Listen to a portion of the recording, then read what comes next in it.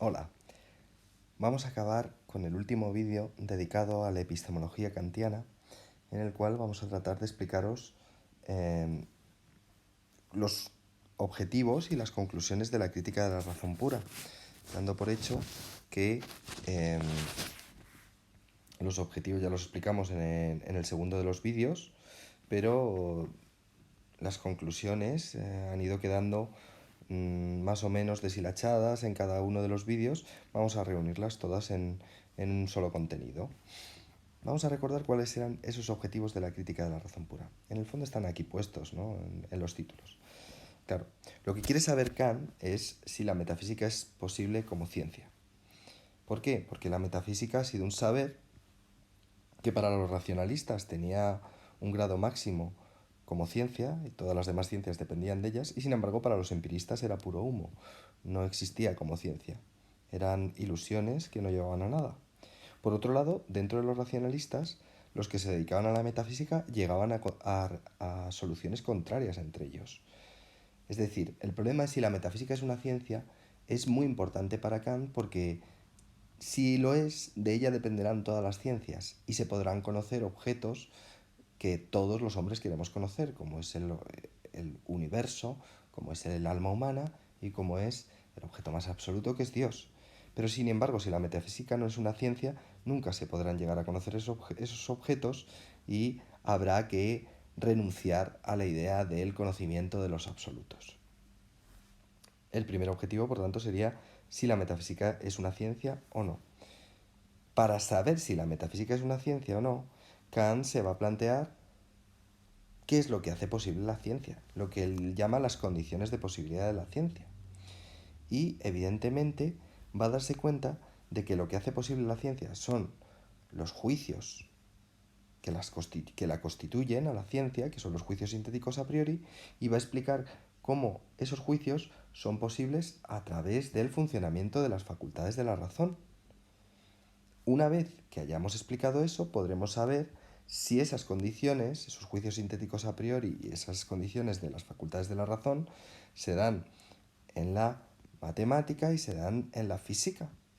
Por eso, digamos, resumiendo todo esto, digamos que los objetivos básicos de la crítica de la razón pura son, como hemos puesto aquí, en la página 6 y 7, saber por qué es posible la ciencia, de qué forma esas ciencias concretas se fundamentan en nuestra razón y para llegar a saber responder de una vez por todas si la metafísica es una ciencia o no.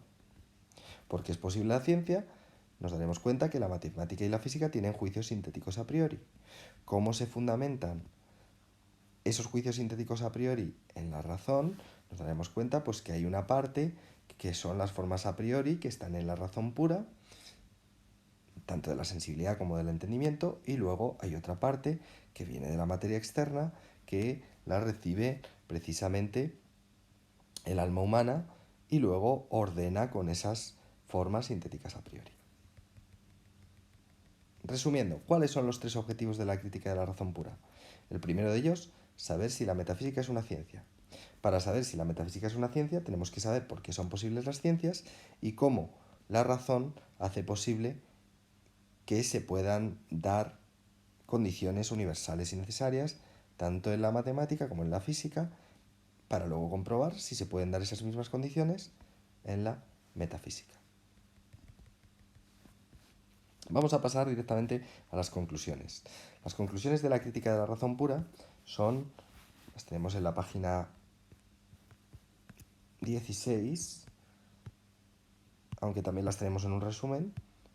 A ver, no, en la página 16 no están en la página 18. Son lo que llamamos el giro copernicano.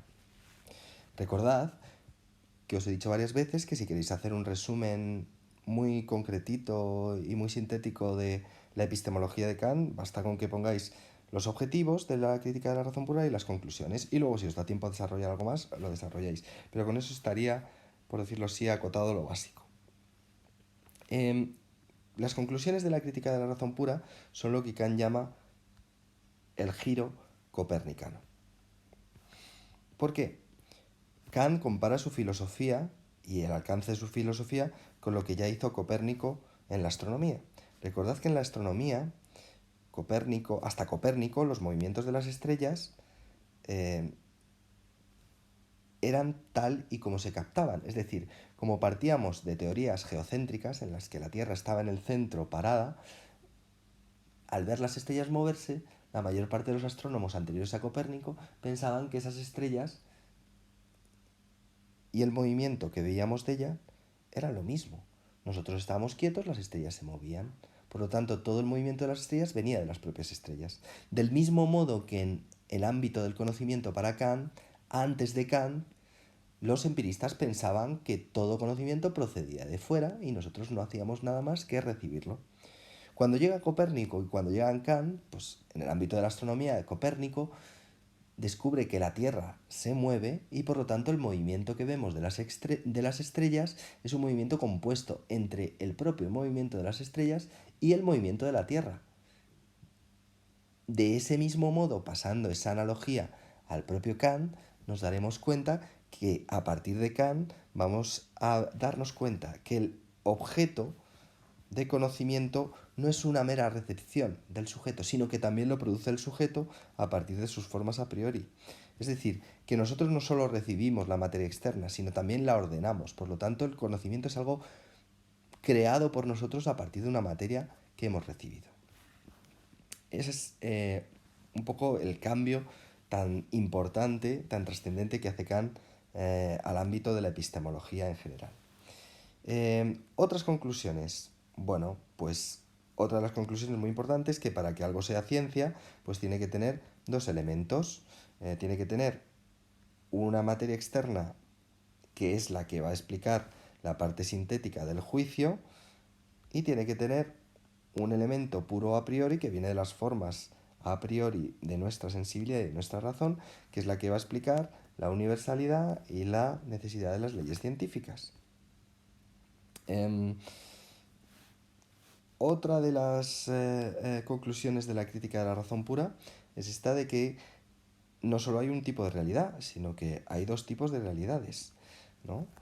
Una de ellas sería, vamos a respetar los colores, sería el noúmeno, que sería la cosa en sí, tal como ya es, que es incognoscible, es la realidad tal y como está fuera de nosotros.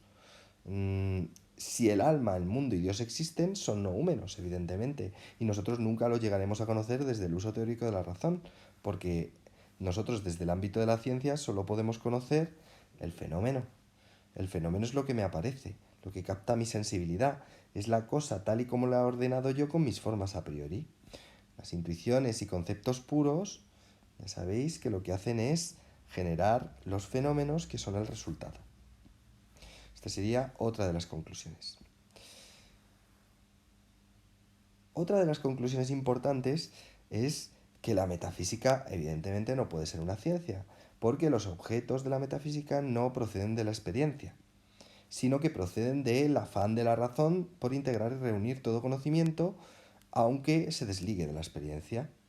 De ahí surgen los tres objetos de la razón o las tres ideas, ¿no? La idea de mundo, que reuniría toda posible experiencia externa, la idea de alma, que reuniría toda posible experiencia interna, y la idea de Dios, que reuniría toda experiencia posible. Pero que no son ideas reales externas a nosotros, sino que son ideas que están solo en nuestra razón.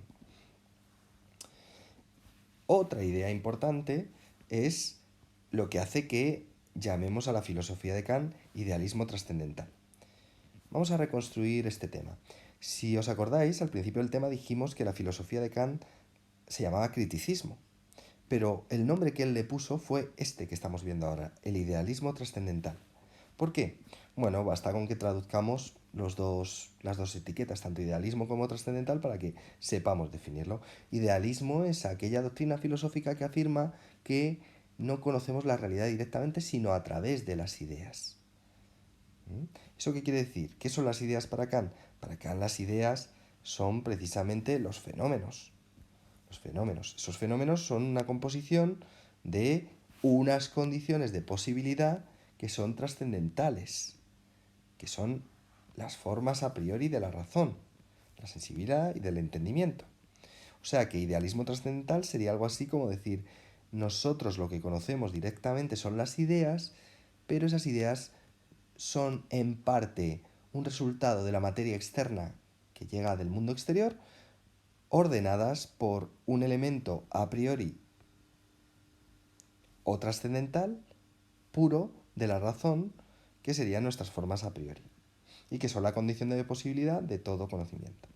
Claro, con esto Kant lo que nos quiere decir es que, aunque epistemológicamente él defiende un idealismo trascendental, ontológicamente él defiende el realismo, porque evidentemente para él hay una realidad externa en tanto que recibimos una materia de fuera. Su posición idealista epistemológica supone un realismo ontológico. Y la última de las conclusiones de la crítica de la razón pura es que es la que nos lleva a la crítica de la razón práctica, evidentemente. Vamos a ver cuál es. La metafísica no es posible como ciencia, porque desde la razón teórica no podemos acomodar esos objetos porque no se basan ni en la causalidad, ni en el resto de categorías, ni están en el espacio ni en el tiempo. Ni el universo, ni el alma, ni Dios pueden ser encontrados en el espacio y el tiempo. Por lo tanto, no tienen un papel fundamental en el conocimiento, y la pregunta que se va a hacer Kant es, a lo mejor, ya que en el uso teórico no tienen ese papel, lo pueden tener en el uso práctico. Podríamos pensar que a lo mejor, ya que no hay una metafísica científica, podría ser más real una metafísica de las costumbres, una metafísica moral. Y eso es lo que vamos a aprender en la crítica de la razón práctica. Vamos a aprender que las tres ideas, ¿no?, la idea de mundo, de alma y de Dios, van a ser lo que él llama los postulados de la moral. Van a ser lo que da sentido a nuestra acción por deber, nuestra acción moral. Para eso os invito a que leáis los apuntes de la ética kantiana, que son bastante más básicos que estos, y que veáis cómo se cierra todo este ciclo de preguntas sobre estas tres ideas de la razón. Con esto podemos dar por terminado toda la explicación de la epistemología kantiana. Espero que os hayan servido estos vídeos y espero que si seguimos colgando vídeos de filosofía os sigan sirviendo y los utilicéis. Muchas gracias.